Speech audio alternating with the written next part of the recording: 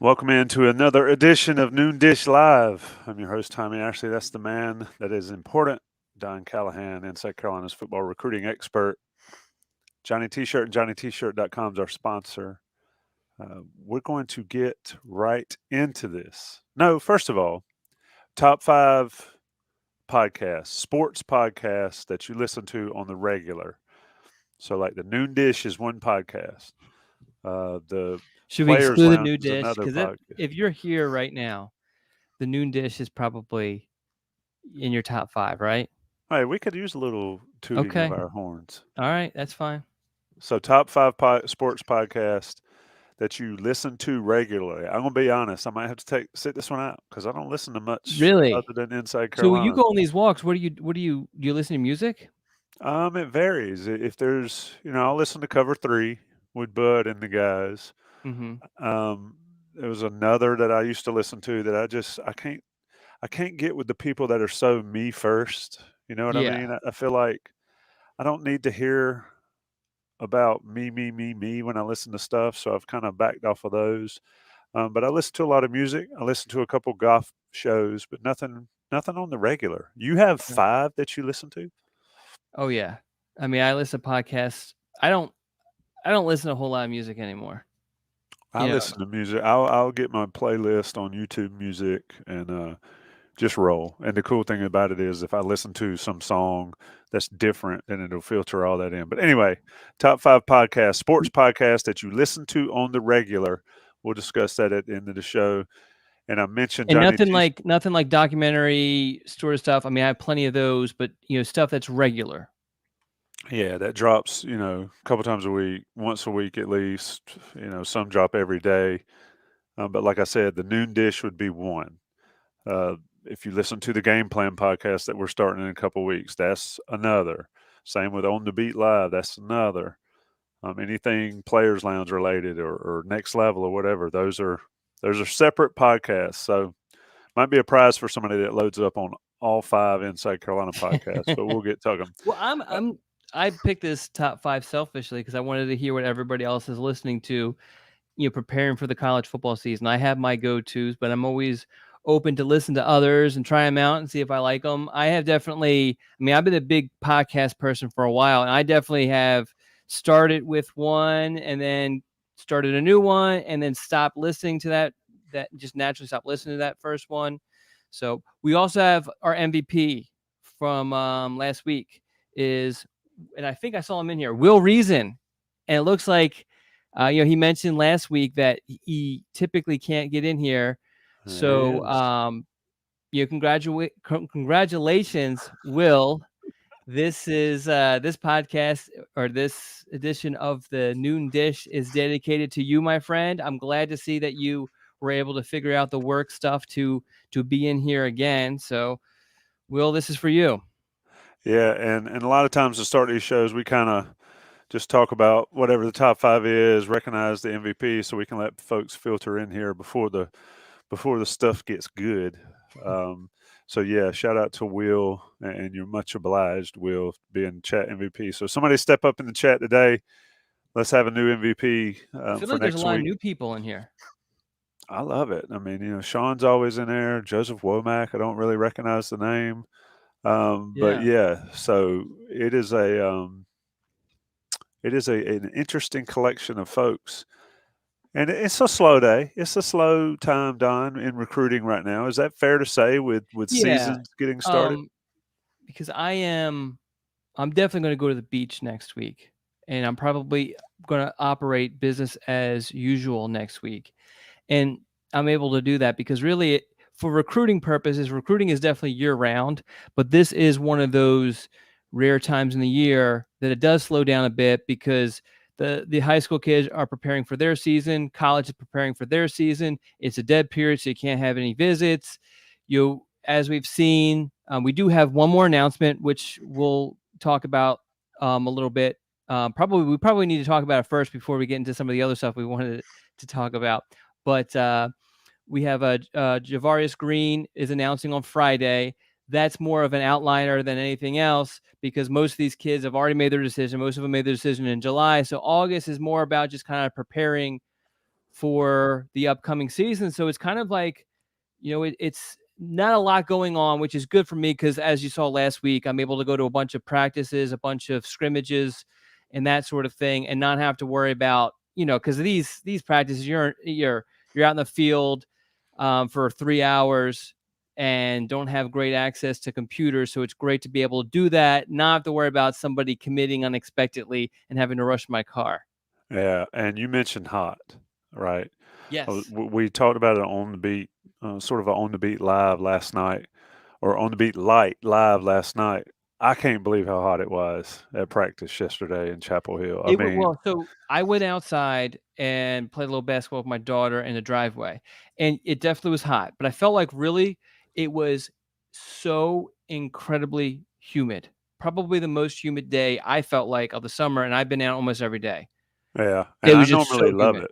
it. Yeah, I normally love it, and love to get a good sweat and all that stuff. You feel like you're doing something, getting some exercise, or not just sitting in the house. But it was brutal. Football players and anybody that works outside, shout out to everybody because wow. Well, I the hope one those the days. And then the storms were insane around here. I mean, it was Yeah, nuts. yeah, something shook my house yesterday, and we lost power for, like, 30 seconds. What, what time what time's practice? Because I don't know. They usually, before school has started or classes have started, they're practicing at 10. So they're 10 to 12-ish usually.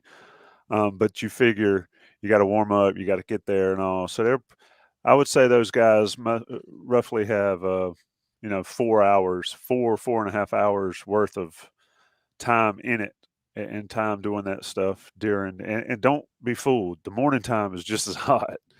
But I walked across that turf, a little bit on the way in to see Mac's thing, and it was just brutal. It was like an oven, and those dudes are out there running and getting in work and doing sprints and all, just crazy. But yeah, they're usually in the mornings. I think they'll go earlier in the mornings when classes get started up. And it's not just the players, right? The coaches are in it, Mac's Yeah. in it, all the managers, all the people that handle all the video work and all that kind of stuff. They're all out in it too. So, and it's not just North Carolina; it's everywhere. It's every school, and so shout out to everybody. And then, like I mentioned, shout out to people that work in it. Yeah. You got road construction going on. I mean, those dudes, hey, they're tougher than I am, especially at my age. So shout Feeble out to age. everybody that deals with it, and stay safe. And what do I say? Hydrate. Drink your water. Definitely. Definitely Yeah. drink your So, water. My water so is actually I might have to I You got keep mine. talking. You keep talking. Well, I think as Don goes to to stay hydrated. Shout out to the folks that have stayed inside today and want to be a part of the Inside Carolina Noon Dish. Like I said, it's a slow time in recruiting. And Don, hydrating is a full day thing. You don't just do it after you're out in the heat or right before. yeah, they always say if you wait till you start sweating, you've waited too long. So anyway, and Max said they had to get practice in the heat because South Carolina game will be at night, but it's still going to be hot, and then you got day games with Minnesota and App State right soon after that. But anyway, anything we need to talk about, Don, before we get All into right. Well, I sent you kind of a working. where did I get? Did you see that? God, Tommy, Okay. wake up. Oh, I saw it, man. I got Yeah, so so many let's get screens up. into Let's talk before Javarius Green. Yes, let's start Javarius Green announcing Friday. Change the time to 2:30.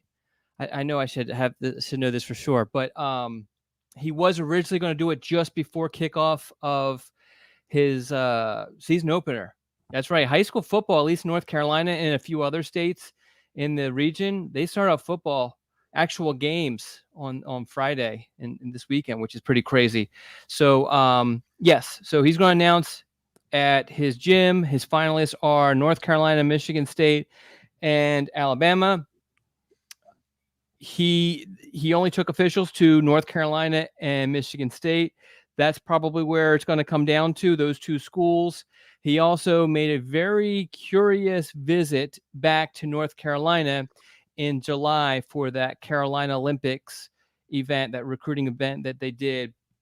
And at that point, we did a story with him I'm not going to give away too much. We did a story with him afterwards. Go check that out if you haven't already, where he kind of gives his mindset. And I think if you kind of connect the dots a little bit, that you can kind of get an idea of where he's leaning. But he's announcing it'll be at least on his Instagram on Instagram Live on Friday at 2:30 from Crest High School.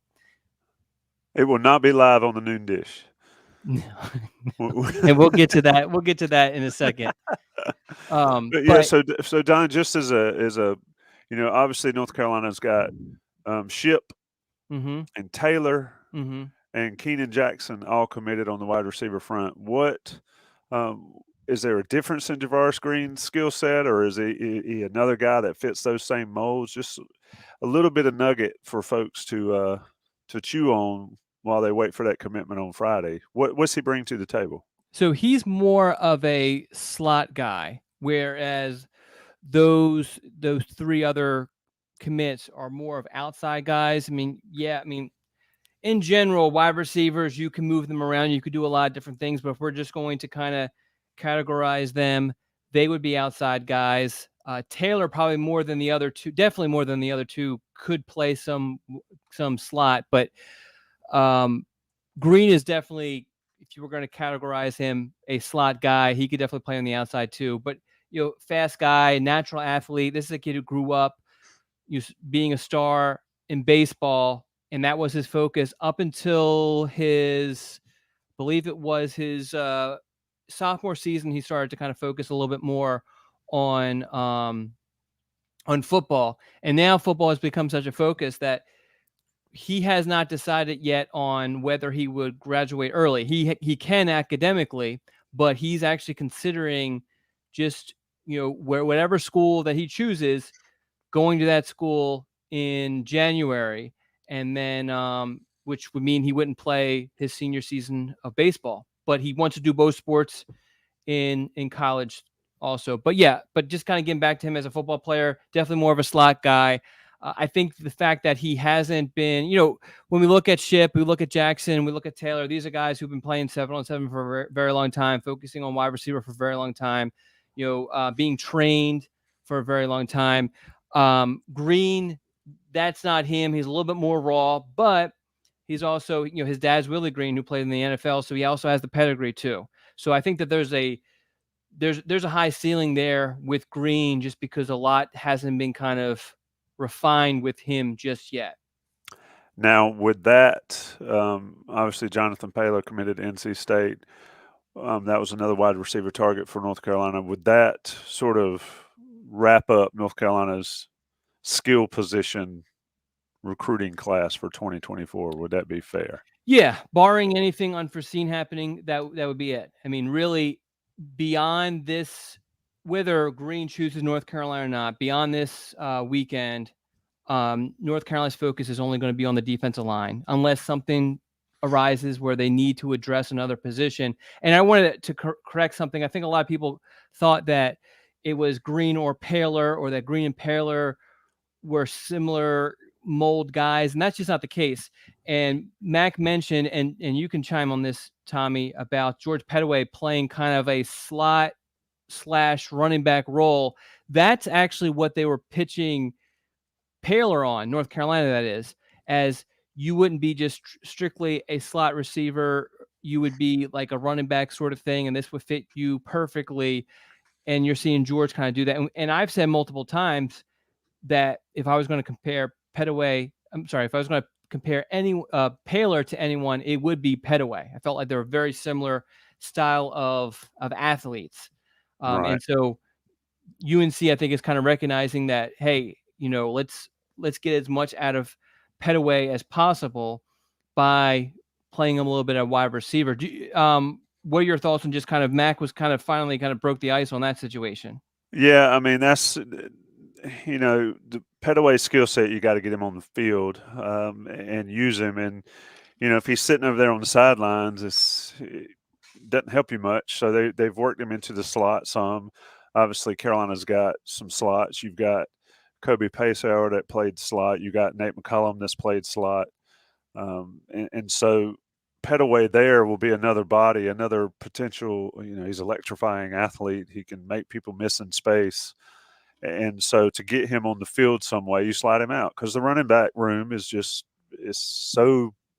I mean, I wouldn't say Deep. stacked because that kind of, yeah, deep. That's the better way to put it. Because when you say stacked, I think North Carolina's tight end room is stacked Mm-hmm. because you've got three guys that have proven that they can play at a high level. The running back room is deep, still searching for somebody to stand out there. But to move Pettaway, or to put Pettaway in a position to be able to make plays in space, he's got to catch the football, and he's gotten better at that. So I think that's a good thing for him personally, but also for North Carolina's offense, because you can never have too many playmakers. Yeah. At wide receiver, and you put another one on the field there, and then it just opens up everything. And then you think about the Tez Walker situation, and I'm not going down that path again because we talked about it a lot yesterday. But if he's out there and he drags at least one, maybe two guys with him every play deep, then you put a guy like Pettaway underneath, and he may be matched up against a linebacker or a safety, and you'll take that every day. And so to get him on the field in that way is another way to sort of expand the offense for North Carolina. If Paylor is that type of athlete, and I'll freely admit I haven't watched Paylor that much, he looks bigger than Pettaway. Then NC State got a good one, and State's had success with guys in that role in the past. So anyway, There is a question in the chat that kind of mentions what you're talking about from Sleet Rat. I've been starring Sleet Rat. Top 5 podcast. No, it's most recent. This is great radio. Oh yeah. I think it could be some of everything.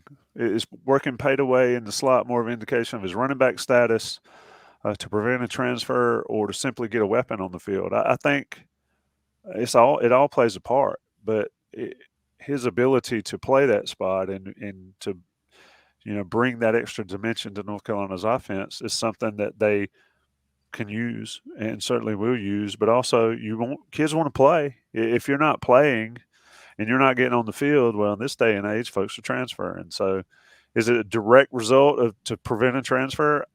I don't know, but does it help them win? Then you play them there. And the running back room, like I said, I think Pettaway would be, from a purely running back standpoint, I think Pettaway would be 4th, 5th on that depth chart, and I think he has been. And so getting him on the field that way as a quote-unquote change of pace guy, you can't go wrong there. And let him show what he can do, and it helps North Carolina all the way around. Good question, Sleet Rat. Ton of questions, Don. I can't keep up with everything. Good gracious. But let me answer a question I saw earlier, Okay. so I can go ahead. KM Shire said, do you remember the player that died from the heat back in the 60s? It was in 1971. It was Bill Arnold. I knew it was Arnold, but I wanted to make sure I got his first name correct. Died, collapsed at practice, I think Labor Day weekend-ish, and then died a couple weeks later. And that sort of changed the game on how practices are run, how hydration, and, we saw during the soccer game at Keenan, which I haven't really ever seen on a professional level. They had cool down time where professional athletes took a break to get some water, to hydrate, to rest a bit. So hydration is extremely important in practices in college football. And if you've ever been around North Carolina practice, they are constantly screaming, get hydrated, stay hydrated, drink, drink, drink. And so, yes, Arnold's death changed a ton of the way we do things in sports. It's hard to believe that's been 52 years ago. All right. What other questions? Let me get into another question. And you're listening to Don Callahan with the Noon Dish. Here you go, Don. Here's an interesting one from Yancey Collins. Don, we play Isaiah Campbell, I assume high school guy. What can we expect out of him? Yeah, so I actually was at Southern Durham's practice on Friday, and shout out to Darius Robinson, the head coach there, because it was supposed to be just purely a walkthrough practice, because late last week a lot of high schools were in the middle of scrimmages, and I think their situation was they had a scrimmage on Thursday and they had another one on Saturday. So Friday was going to be a light practice, and it was just going to be a walkthrough. But he put in some individual workout stuff so that I can get some good photos of Isaiah and some of his teammates. Apparently, they're going to have a really good defensive line, just not just with Isaiah, but they have some other younger guys who look pretty good on the hoof, at least at defensive line. They have a bunch of skill players. I mean, Southern always has some good skill players too. Younger guys, like, I mean, he was showing me some 27s. One kid was like this unbelievable track kid in middle school that they're really excited about. But anyway, for Isaiah in particular, I mean, he's going to wreak havoc. He's going to put a lot of pressure on the backfield, whether against the runner or against the pass. I mean, he's a massive kid. He works really hard, and he's a strong kid. He's coached really well. I mean, I'm trying. I don't know who through the high school that you're representing. I'm curious because if you guys have an offensive line that's going to be able to kind of contain him, because it's going to be a long night if you can't. Yeah, see what high school. Throw that in the chat. Yeah, See what high let's know school. what high school it is. But Hartsville. We scrimmaged Havelock last Wednesday and Hartsville Saturday. I haven't seen which high school they're with. They're all over the place. Yeah, doing that. But Don, if you've got a explosive dude on the defensive line in high school, Scotland. Okay, I should know that. Yeah. is And I don't Scotland as know. good as Scotland County used to be solid back in the day. Yeah. It's been a couple years, but they usually have a good team. So, we'll see. But yeah, I know that Campbell's a really good player. I mean, that was Southern's pretty lucky. He transferred there this offseason. He was playing at Snow Hill, which is a smaller school, and now he's going to get a whole lot more exposure. And I think it's going to be good for him from a competitive standpoint. He'll get challenged a lot more while playing for Southern. Question that I'll take. John Fox asked who are the fastest guys on the roster behind Tez. I think Nate McCullum is extremely fast. If you heard Nate's Players Lounge, he said he felt like he could hang with him. There's some other guys that are, Pettaway was fast as a recruit. Yeah, I mean, Tez Walker's speed is just different. So we'll have to see who steps up, who starts on the outside. If Tez doesn't play, that's more of team stuff, which Don is not with. I think, J.J. Jones played out there a lot last year. Paysour's play has moved around. Gavin Blackwell can play on the outside. They've got some options. It's just that Walker's ability makes certain things. I called it yesterday. They sort of steal touchdowns or get free touchdowns with the way he can run. I know you don't want to talk about this, but I just feel like I feel like the NCAA eventually is going to, give in. You would think so, right? I mean, you would think that, but then you run, do you get in a situation where, all right, you're going to make such a big deal about it, I'm just not going to do it. I think is that a thing?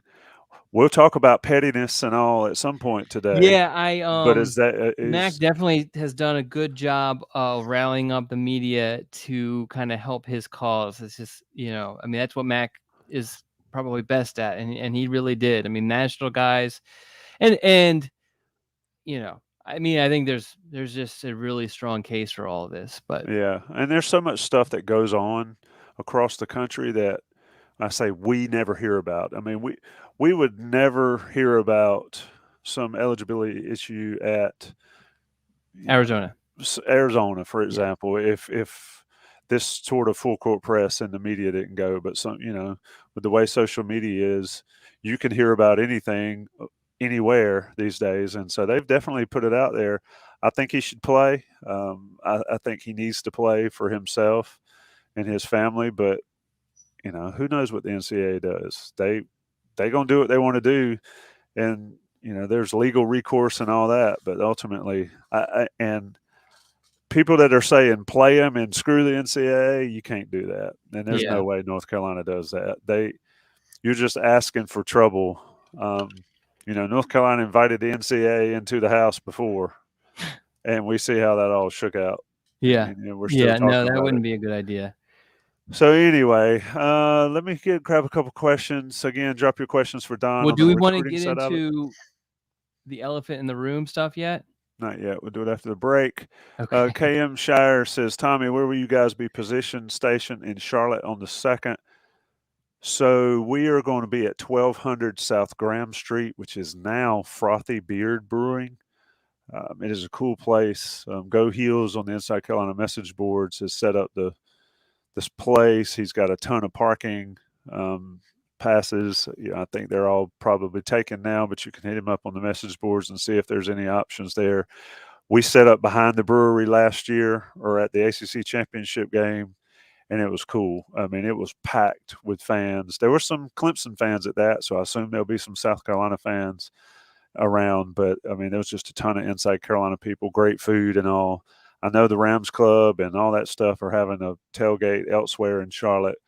But if you're an Inside Carolina person, you need to, if you can't park there, or if you're staying in Charlotte, walk over to Frothy Beard at 1200 South Graham Street and join us. We'll be there 3 hours before kick. And so 3 hours for 2 hour show, Joey Powell and I, and Inside Carolina Live. It's cool. It is a great place to meet a ton of people. It'll probably be hot and it'll probably get a little wild out there, but it's definitely a place to be. And we're going to try to, obviously stream it on WCHL and all that stuff. So if you can get there, get there. It's, 3/10 of a mile from the stadium, but it's worth the walk and definitely will be there. All right. Let's take a break. Talk about Johnny T-Shirt and JohnnyT-Shirt.com. We'll do it a little bit early so we can get to the elephant. I'm Tommy Ashley. That's Don Callahan. But the real reason we're here is from Inside Carolina and your support with Inside Carolina. And part of that is supporting Johnny T-Shirt and JohnnyT-Shirt.com. They give you 10% off if you're a premium member. I would assume that most people here are premium Inside Carolina members or Inside Carolina premium members. If you weren't, you wouldn't know Don Callahan. So if you're not a member, join it. A perk of that is you get 10% off your Johnny T-Shirt orders. It's football season. They've got everything you could possibly need: jerseys, hats, T-shirts, anything you need for the cooler. I love cooler stickers. They've got stickers. They've got everything that you could possibly need with North Carolina on it at Johnny T-Shirt. If you're on campus or around Chapel Hill, stop by on East Franklin Street. If you're not, you can't get there, JohnnyT-Shirt.com's got you covered. Great customer service. We'll let the National pay the bills on the audio version. It's the Noon Dish with Don Callahan. Don Callahan is. There is one more question about Chris Culver. Do you see that? Athletics. Oh, okay. So you just messed me up. You told me we had to move on, and now I got to go back. Hey, I'm fine. Whatever. Mathletics. Okay. Mac Brown specifically mentioned Chris Culver yesterday. He brought him up and mentioned him as a guy that's been playing well in practice. Culver got to campus, I guess, where are we, in mid-August? He got to campus probably June. So he hadn't been there very long. He's got a lot to learn. But he's getting many reps in practice, and he's another one of those wide receivers, along with fellow freshman Christian Hamilton, who Hamilton's been there since January. But these guys have shown the ability to play. Got to learn to play, got to get ramped up to college football. It's a little bit different. But Don Culver is one of your guys that you've been all over for 2-3 years. So you're grinning like a parent. Yeah. Well, no, I mean, so here's the thing. Like everyone knows, in case you don't know, if Culver had his own set of cheerleaders, I would be the biggest and ugliest of that group. Okay. I've been tooting this kid's horn for a very, very long time. And I've been advocating for him with the rankings, the rankings committee at 247 for a very long time. And I mean, I think he's an absolute stud, has everything that you need. So it doesn't surprise me that he's making a little bit of buzz. The question though is early playing time. I mean, what is that? What does that actually mean? In addition to that, I have always said that history, stats say that true freshmen don't play nearly as much as you expect them to. We dealt with the same thing with Andre Green a couple of years ago.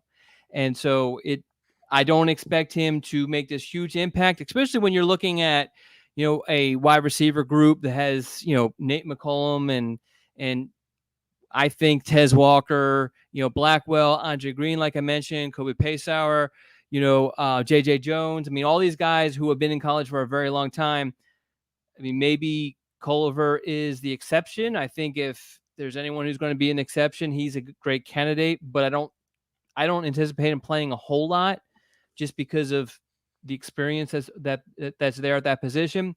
But I definitely expect him to have a great college career, because I think the kid's an absolute stud. He's a natural playmaker, great size, great speed, great ball skills.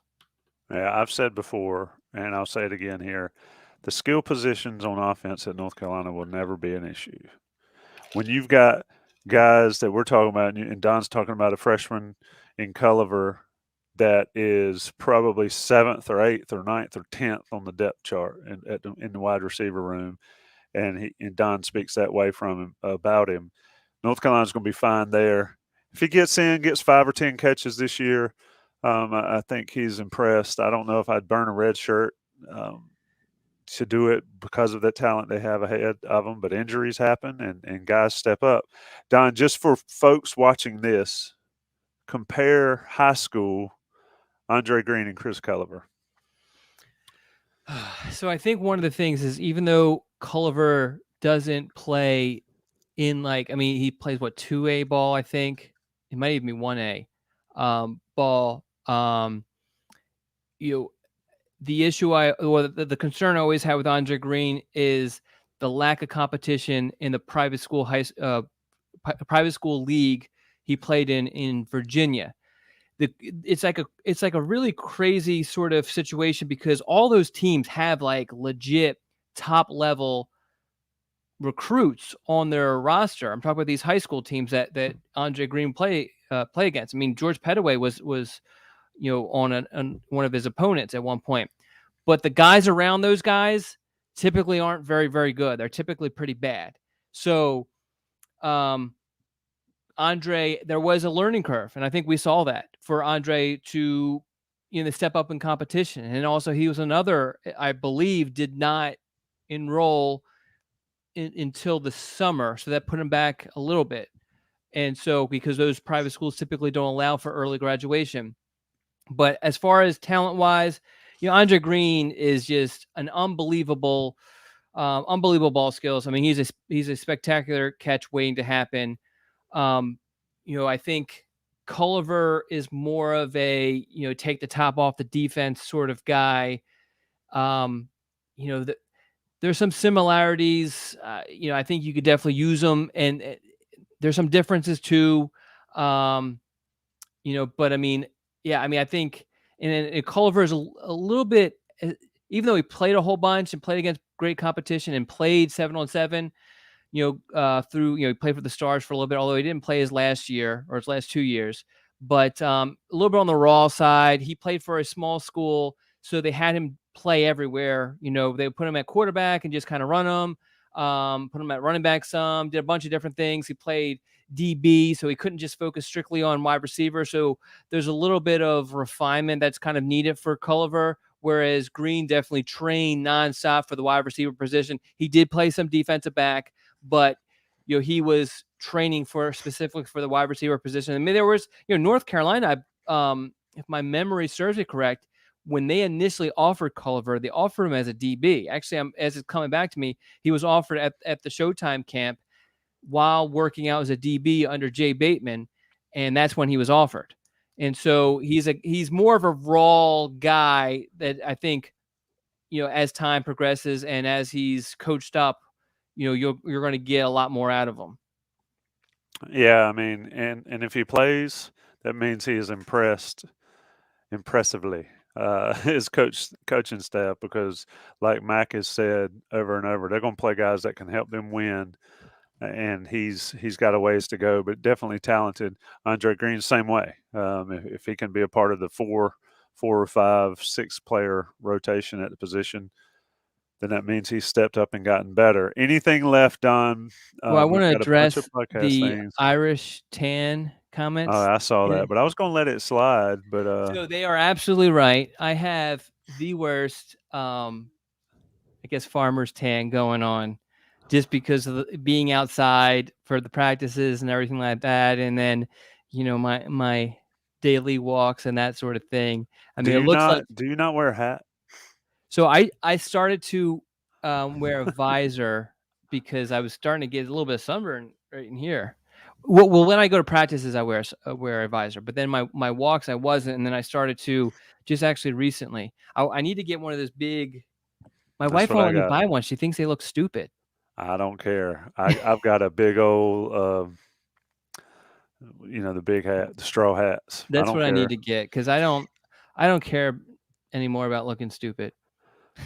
I'd rather look stupid than be roasted. Yeah, yeah, yeah, Everybody says, yeah, "Oh, he looks stupid." Well, I don't have third-degree burns on my nose yeah. and all that kind of stuff. So yeah, especially this day and age, you get cooked in a hurry. Don Callahan with the Irish tan, I'd call it a farmer's tan. You need to get one of those shirts that you can get sun through, so you don't have they've got like bikinis that ladies can wear that you sun through, so there's no tan lines. You need a shirt like that. Yeah, I don't. Yeah, that's too much thinking involved. I'm just trying to get either do my job or get my walk in. You We do need to get you off the cargo pants though. Cargo pants are so. So I mean, that was the thing that Ross would get me on. I don't know if I wear them anymore. I don't know. I felt like the other day when I saw you, wherever it was, you had cargo pants on. I Okay, mean, I might have. if you need more than two front pockets and two back pockets, you probably just need to carry a book bag or something. I Hey, look, mean, here's the thing. My wife buys my clothes. I don't buy clothing anymore. My wife buys my clothing, and that's all I care about. And it's just like whatever. I mean, so I fought her on buying a new pair of sneakers for me for a long time, and she finally bought them for me. And actually, I'm thankful she did because I was complaining about my feet, and she was like, "Oh, it's because you have old sneakers." I'm like, "No," but she was actually right. yeah, we'll let this conversation slide. I will. I'm strictly a comfort person, but I'm not trying to get roasted. And I'm yeah, with you. you've spoken like a true kept man though. With my wife buys my clothes, she tells me what to do, tells me what not to do. Anyway, all right, let's talk about Gus Richie. Gus Richie, of course, came on the Inside Carolina podcast or on the Noon Dish podcast a couple weeks ago. I guess 2 weeks ago today. Um, Committed to North Carolina. Had a discussion about it. Expressed his love for North Carolina and the coaches and all of that. And then 11 days later, officially or publicly announced a decommitment. I think that was in the process a little bit before 11 days later. I guess so. Earlier this week, Don, what you got? I mean, I have some opinions, but it's not Yeah. really. It So doesn't really matter. I'm curious about your opinions because you were a part of this stuff. Let me just go through the timeline as I kind of laid it out. I talked to a bunch of people, just kind of get an idea. So in late July, I went to one of his practices. Okay. I think I mentioned this. And he did not talk about committing at all. It was strictly about narrowing it down, having his favorite schools list. And he was talking about how Tennessee and I think Georgia Tech had been talking to him, and he wanted to wait to see what they were going to do before he named his favorite schools list. Again, no conversation of commitment. I believe. So then he goes to the Alpha Wolf camp at NC State, which is similar to North Carolina's Showtime camp, only they hold it in July. And something happened there, whether it was an actual commitment or he started kind of thinking about a commitment or talking about a commitment or whatever it was, something happened there along those regards. I kind of sort of believe he committed to NC State while he was there. Okay. So then he goes home. Then something kind of sort of happens to kind of change his mindset. He mentioned some people kind of got into his ear. His trainer, I'm not accusing anyone of anything, but I'm just kind of laying out. It's possible that happened. His trainer played at UNC. He lives in Pittsburgh. And if you've been to Pittsburgh, it's practically Chapel Hill. You could So there walk. are, You could legitimately walk from there to Chapel. It'd be a tough walk, but you could walk it. yes. And there are a lot of pro UNC forces there. I'm sure everywhere. So if he talked to his neighbor, about committing to NC State, I'm sure that they would try to talk him out of it. So anyway, the next day was North Carolina's Carolina Olympics event, and he shows up to that. Now, from all I gathered, as he's arriving there, was kind of giving the impressions to the staff that he was thinking about committing to North Carolina. And, he actually, I guess, had told some of the writers at NC State the day prior that he was thinking about making a decision the following week. So anyway, he arrives in North Carolina with the impression that he was going to commit to North Carolina. And by Gus's own admission, he says that he committed to North Carolina that day. He told us that and all that. He contacted me and didn't say he committed, but basically implied that he had committed. So I said, hey, can we talk on the phone? He gave me a call. We talked a little bit. He told me he had committed. And I was like, all right, cool. What's the plan? That sort of thing. He's working through it. And then agreed, to definitely keep me in the loop and everything. And then the following day, we were talking, and we were just kind of spitballing ideas. And I said, hey, for our reaction pod, not our original pod, which is the noon dish reaction pod, we could have you on there. You just tell me when and all that. And he said, you want me to announce on the actual pod? And I was like, that's cool with me. We've never done that before. So I did tell him to clear with his parents and then get back to me. He did. Everything was cool. And then, as you know, we did it on that Tuesday, and he committed. I mean, did anyone did you on that day think that there was any sort of second guessing at all? Didn't sound like it. But I also know that he is a rising junior in high school. Yes, and I'll get to that. A week later, I received a tip from a source, a very reliable source, who said, hey, I don't believe this, but sounds like NC State is trying to flip Richie and that they're having some success. So I said, okay, how believable? And they were like, that's what I was told. Pretty reliable. I was like, all right. And then Saturday, same source reached out to me and said, hey, just to let you know, 1:00 today, Richie's going to announce his flip to NC State. So now, as far as like what I think, I think that he probably grew up. North Carolina is a strong favorite for him, but I think during the recruiting process, NC State somehow was able to supplant UNC, and that he committed at the Alpha Wolf camp. People kind of got into his ear, made him reconsider. Then he committed. Then he was in commitment mode. So he's like, I'm just going to commit to North Carolina. And then has some regrets because I think that NC State was a strong player from the get-go. I think that some people talked about, was this orchestrated? I don't think that at all. Not in the least bit. Too many adults were involved in this for that to happen. Parents, coaches, all that sort of stuff. And even NC State, I don't think would try to orchestrate. It's just too much, too many people involved, and there's just not this huge benefit. Plus, a former UNC offensive lineman was definitely kind of involved in a lot of this stuff, and so I don't think he would have allowed that to happen. I think really you touched on it. He's a 16-year-old kid. I have two kids. He's a rising junior. I have two rising juniors in my house. The things that they do, the things that I deal with them, the decisions that they make are just insane. So to expect that another kid similar doesn't surprise me that they kind of mishandled this a little bit. And I think that played a role in this. But I don't think it was over a position. That was something that was brought up a bunch because Mac Brown specifically gave Richie the choice. And we could talk about the fact that, he didn't want to play tight end because the depth chart. That's ridiculous because North Carolina's tight end depth chart 2 years from now is going to look vastly different. So I don't think it was the position stuff. Is it an attraction that he likes Robert Nye's offense at NC State? Sure. But I think this came down to he was more comfortable at NC State and that North Carolina kind of temporarily flipped him. Also, his girlfriend is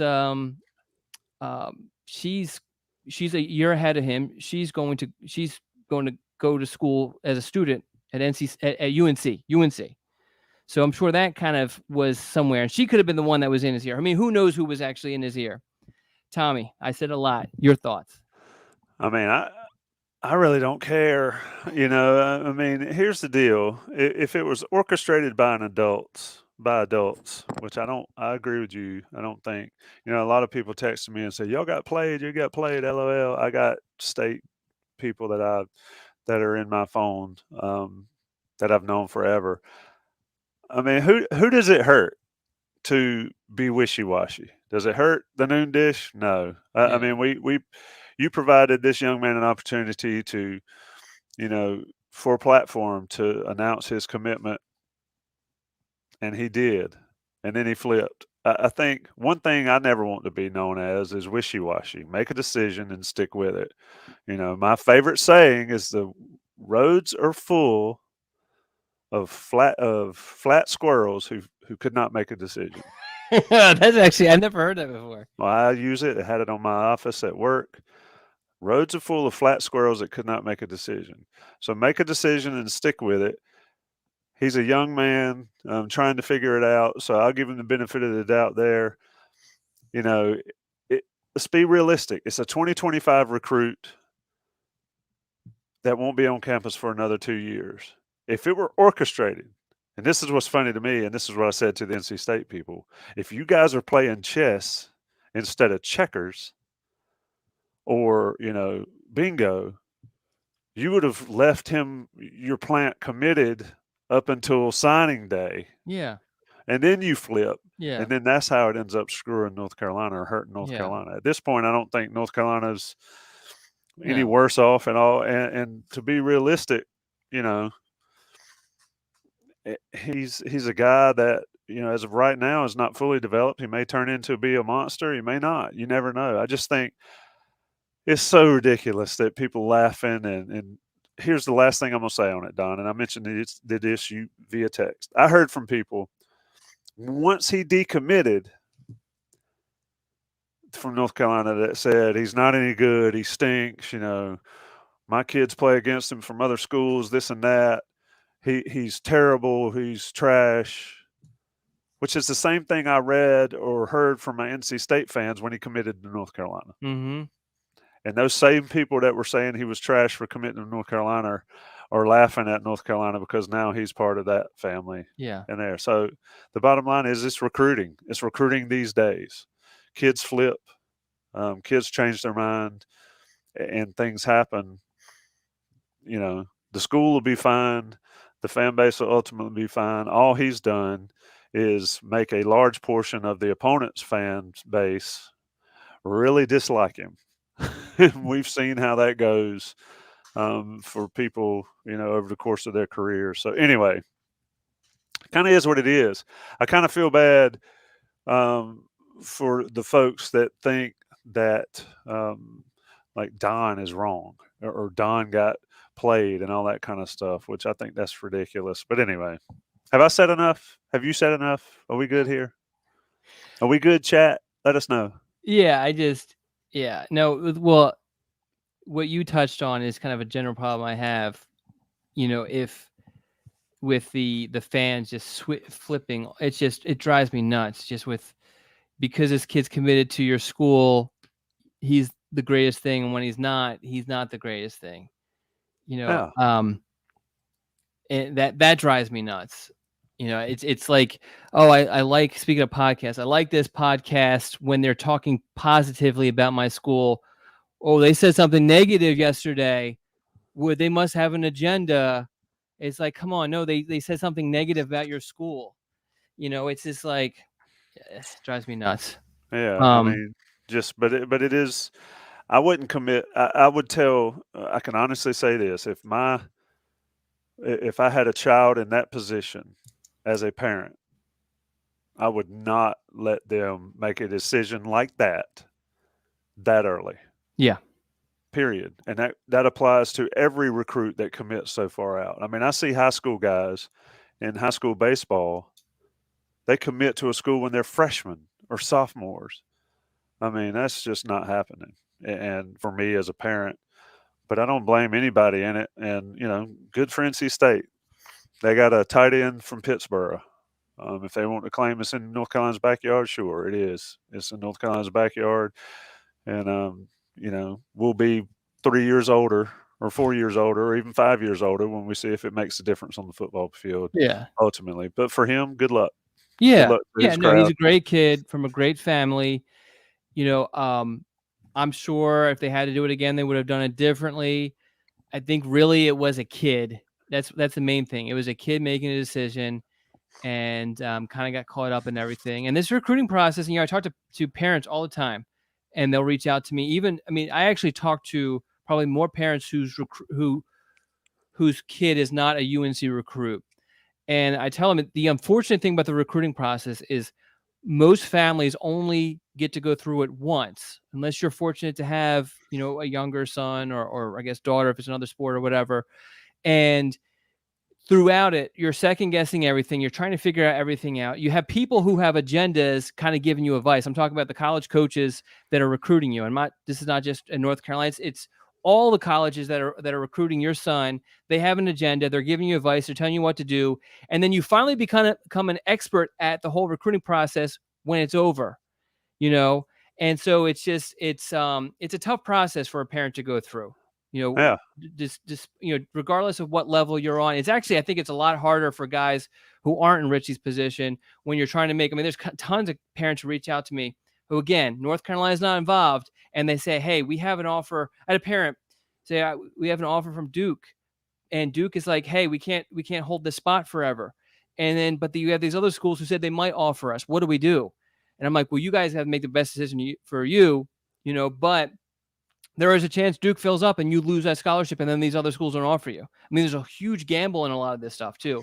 And yeah, so you make these decisions thinking that you're making the correct decisions, and you just hope that they're right. It's just like everything else that you do when you're a parent of a kid. But I really think that if you have kids or have had high school kids, and kind of just remember that these recruits are high school kids, I think the whole situation makes a lot more sense. And recruiting in general makes a lot more sense. These aren't robots. These are kids who make terrible decisions all the time.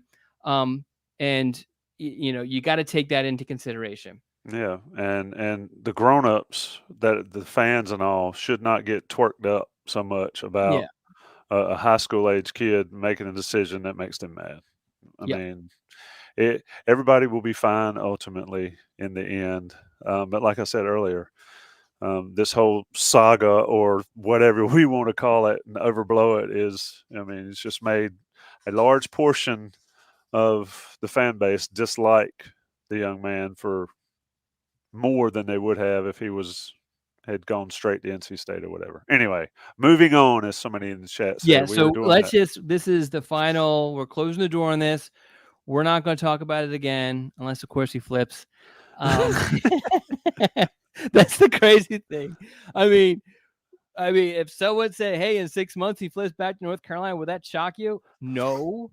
I mean, especially with his girlfriend going to UNC and all this other stuff. I mean, Right. but Nothing surprises me recruiting, and that's yeah, why I have so much respect for you to follow it, because I'd be like, that's I that's know what I would say. that's the thing too. Is that, and because people are like, "Well, did that surprise you?" And there's two reasons. One, I accepted a long time ago that you have to expect the unexpected with recruiting. I hate, this is the other pet peeve I have with people when posters say, "Oh, there's no way they're going here." There's so many posters said that Jonathan Paler was no way going to NC State. You can never speak in absolutes when it comes to recruiting, because Oh, nothing is ever 100% and nothing's ever 0% with recruiting, because of all the variables that are involved, and because we're dealing with high school kids. And then the other reason why it doesn't come as a surprise, because like as I kind of alluded to, I got the heads up that, hey, something was brewing about a week ahead of time. So when I heard it was about to happen, I had already kind of eased into it a little bit, so it wasn't so shocking. So a lot of these things don't surprise me so much. yeah. Great quote. And we're going to end that portion of the show on it. There are no absolutes in recruiting, That's right. period. Top five discussion. Don Callahan unilaterally decided that we were going to have a top five today of top five sports podcast. You make it sound like this is a You dictatorship, did, you but did, in you did. reality, when I say, "Hey, Tommy, what's going to talk about?" Oh no, what's going to do? You Yeah, know me. I'm a people pleaser. I mean, whatever you say, I'll say yes, right? You say, "Oh, we're going to talk about it." Yeah, I'll commit to that. Oh, we're going to, yeah, I'll commit to that one too. Be like, "Hey, Tommy, can you go bring some food for me for lunch?" Yeah, probably not. You know how to get like people ask me for stuff. I'm like, Google is your friend. Like, can you tell me about this? Google it. It's a great The thing you have this kids. computer on your Speaking of hand. kids, my kids are terrible at that. Can you I mean, I think about like, man, it would have been nice to have Google when I was growing up. We had to go through the encyclopedias for stuff, not to sound like the whole like get off my lawn thing, but it's like, God, you have a phone in your hand that you do is Google it. We were watching Mud last night, which I highly recommend for people. It's a Matthew McConaughey movie, and everybody knows what I think about him as an actor. If you go back to that top five list, but Mud, the dude pulls out a phone book, and my youngest, who goes to Carolina tomorrow, I said, "You know what that is?" He said, "That's phone book.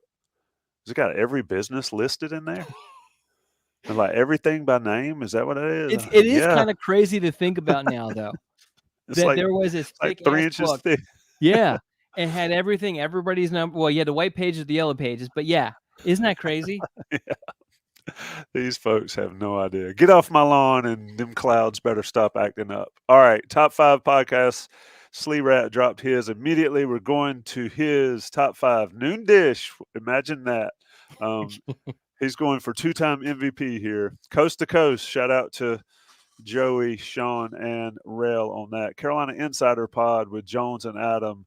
Um, I've listened to that to hear the interviews, a lot of the stuff. They have some great guests on there. The game plan in season with Greg, Jason, and I is getting started soon. I guess we'll have one of those on September 30th. It's nuts. It's hard to believe or excuse me, August 30th. And then college football daily. Uh, I'm curious about the college football daily, where that yeah, is. Slee Rat, which one is that? Yeah, drop it in there. Because like I said, this is self-serving top five. Yeah. Hester says, any and all of the IC football podcasts, this could be the total top five. Another guy, I need that Denzel Washington meme that says, my man. Up first, plain English, wow in the world with the kids, whiskey cast. Interesting selections. I'm going to have to save all these so I can, See, this is a great top five idea. I know. I need to listen to more stuff besides Don Callahan. Look at Preston. Preston is in the running as well for two-time MVP. Noon Dish, Players Lounge. They've been great. We've had a great opportunity to work with Heels for Life and Graham Boone and those guys to line up players. If anybody's watching this and did not see all of those, but especially the Elijah Green Players Lounge, it is just fabulous. What a great young man. All of them were. A lot of great stuff there. On the Beat. We had an On the Beat light last night with Adam and Jeremiah and myself. Those will get fired up next week. Cover 3, that's with Bud and Danny and all them. We've had Danny Cannell on Next Level and Bud Elliott, of course. Big time 24/7 guys. To Be the Man, Ric Flair. Now, I need to check that one out because can I tell you something that I would never admit? I watched the Ric Flair documentary on one of these shows. I don't know if it was Netflix or I think it was Showtime, I think Anytime. it was one of those ESPN 30 for 30s, I think. Dude, I cried my eyes out. I Really? felt so bad for the guy. Yeah, I saw that. You did feel bad. I met him once. I did Um, years and years ago. he was Um, much more quiet, shorter, than I expected, and also his ears were like huge. them But just cauliflower ears get you. super nice guy. But just, I mean, I very just kind of just stood there. It was at I think it was at Providence. His son went there, was on the football team there, and super nice guy, got his autograph, and it was just, I don't know. I guess I just expected him to just woo, the Well, hey, whole. I saw him at the South Carolina football game, maybe in '08 or '09 in Keenan, and everybody had him doing that. But I've seen him and met him. I used to go see him at Dorton Arena back in the day and had the opportunity to meet him as a young person. But then later, and I mean, you're right. He's just. But the documentary I'm talking about is becoming Ric Flair. Woo, becoming Ric Flair on Peacock. Oh, okay. Find it I and saw the watch it. one that was on. I think it was on 30 for 30, I think. It is. I don't know why. It just struck me Yeah, emotionally. you feel Maybe I'm bad weird. for him because you feel like, well, we don't need to get onto it, but yeah, you definitely feel bad for him once you kind of see the background um, of And he him. talked about the drinking problem he had and losing a son. It's Yeah. brutal. I was just like, it tore me to pieces. And maybe I was just emotional that day. I was in my feels. Kevin Hardy, or You Kenny need a Hardy, hug. excuse me, says, yeah, I did. And my wife was like, "What the hell are you crying about Ric Flair for?" I love all the IC pies, but I give my top two as the game plan and the day after. Mentioned the game plan earlier, day after with Staples and Buck. Getting those fired up shortly. Answer that question. Sean Crowley on the beat live. We're second here, Don. Noon dish, basketball post games in season, coast to coast, and the day after football podcast. Appreciate it, Sean. Appreciate the kind words. A lot of work goes into this stuff, even though sometimes I feel like y'all see too much of me rambling, but it kind of is what it is. Yancey Collins may be the MVP. I don't remember if he's ever been the MVP, but on the beat, day after, game plan, IC Live, which is our Saturday show, and story time with Butch Mantel. What's that? Yeah, what is that? I'm curious. Be interested in that. Okay, Don, what are yours? Because So Sleet Rat did answer my question. College football daily from Rivals. I don't mind mentioning no, he a says from competitor. 24/7. He changed it. Oh, okay. Rivals. I thought did have, what was it called? It had Woody Womack on there, who I think is incredibly funny. They had one. They stopped running it, but I would laugh my ass off mostly because probably because I know Woody, and Woody's a nutcase, and he would kind of just go off. And he had some interesting other people that worked at Rivals on there too. That was funny, but they were just kind of a mess, and they couldn't run it normally. That would actually be my top five if they actually still had a podcast. But anyway, so my top five. So I didn't do any of the IC ones, and I listened to, Fired. I have a Flyers one and a Phillies one that I listen to regularly. Like I actually have a couple, but two I listen to regularly, but that's not going to help anybody. So I have two MMA ones in case anyone wants to listen to MMA. I love SPGN, MMA, gambling, I think is great as far as like picks and breaking down fights. And Punch List, maybe not so, they gave out picks, but maybe not so great for picks, but the dude is a nut and he's funny as hell, just kind of off the wall with some of the stuff he says. Definitely, I mean, if you're someone who gets offended easily, he's not your cup of tea, but if you like, if you have a good sense of humor and like funny stuff, then he's good. And then my top three, and these are college football, so hopefully these are a little bit more helpful for people. Solid Verbal. I don't listen to them as much anymore. I think they got two. Have you ever listened to Solid Verbal? Maybe once or twice, but I can't really. Yeah, I mean, it's basically just two guys, and they've been doing it for a very long time. They're not like media guys. They have day jobs. They do other things and all of that. I think the one does have some sort of media connection, but he's not like a well-named guy. But really well prepared, give good insight. I mean, how prepared they are for it, you can definitely tell, which is pretty good. But they got a little too like gimmicky for me with a lot of their different things, so I just kind of slowly kind of moved away from it. But I like Big Bets on Campus. It's an Action Network podcast, especially if you're into gambling. It's great. And then I like Cover 3. I know people might think that because it's associated with us, we really don't have any sort of association with them. I think Bud, even though he nerds out a little too much for me, I think he's one of the smartest guys when it comes to gambling and just predictions and understanding college football and giving opinions and that sort of everything that he does is well researched, and not only just well researched. If there's some sort of idea, like it's a good idea to do this, he actually will do the research to back up to make sure that that is correct. So I really like Bud, but also it's year round. They do a lot of the podcasts, so it's almost every day when I look at my phone, there's a new one. It's not every day, but it's probably like 3 times a week, but it appears almost every day.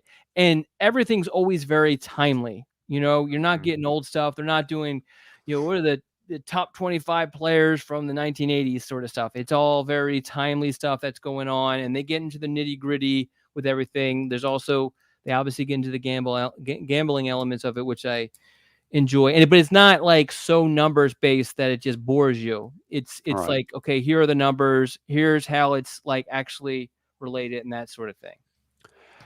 That's pretty in depth, man. That was pretty strong review. Mathletics said Dave Ramsey Show, Noon Dish, Rogan, Mind Pump, and IC Live.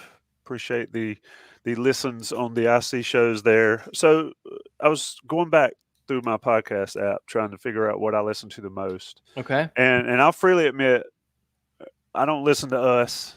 You know, I don't listen to us. I don't listen to anything we do unless I want to go back and listen to see if I screwed something up. I will say that I listen to all my podcasts at time and a half, and I sound a lot smarter, sped up. So it's interesting to listen to it that way. I go ESPN Daily. I listen to that. They Okay. have it's a wide range of topics. I always try to listen to stuff. I don't need to listen to a ton of North Carolina Yeah. sports stuff because we live it and breathe Yeah. it. I will Yeah. listen to other interviews on other, if the Insider, Carolina Insider has interviews I want to hear and all that, I'd certainly check that out. But ESPN Daily's got a good mix of topics. It's usually a relevant topic, and it's about a 30-minute show every day. And the way they bring in somebody, they have different hosts, but they bring in somebody that's relevant to that. It's pretty cool. I listen to One Shining Pod as much as I can with Tate Frazier, and of course, former Inside Carolina intern. That's interesting. Cover three, you mentioned those. You covered them. Sunday sit down with Willie Geist, which Okay. is it's a news show at 8 a.m. on Sunday mornings, but Is he that always but has an that interview. is that sports? No, well, it can be. So Okay. yes, not sports. I'm sorry. You're fine. I listen to All the Smoke sometimes, depending on who the interviews, what sports personalities they are, and Run Your Race with Theo Pinson and all. But you know what my favorite one is that I listen to religiously? What's that? The Steam Room Really? with What is Ernie that? Johnson and Charles Barkley. Okay. Fabulous. They always have great guests. I love Charles Barkley. The dude is Yeah, I've just always felt like he'd be a great. This is a long time ago when ESPN was kind of shuffling some of the radio hosts when I would listen to sports radio. I always thought Barkley would be a good radio host. yeah. Barkley is amazing on that, and of course Ernie Johnson is just like an angel. The stuff they talk about, they have a lot of different guests. It's a great show. I listen to that. I think during the basketball season, it's at least once a week. So I listen to that a ton. Yancey put something about political podcasts. No, I do not listen to political podcasts. I don't want to go into those echo chambers because you literally can find somebody that's going to say or spout exactly what you believe, Yeah. and then you can find somebody doing the opposite. But Yeah. for sports, I try to listen to interviews I'm interested in, and it's always different to hear interviews about from people or whatever. But it's crazy. You mentioned this earlier, Don, when we were talking about the phone book. But it used to be you turn on the radio and whatever was on it on the 4 or Yeah. 5 channels you can get. Now you can literally listen to anything you want Yeah.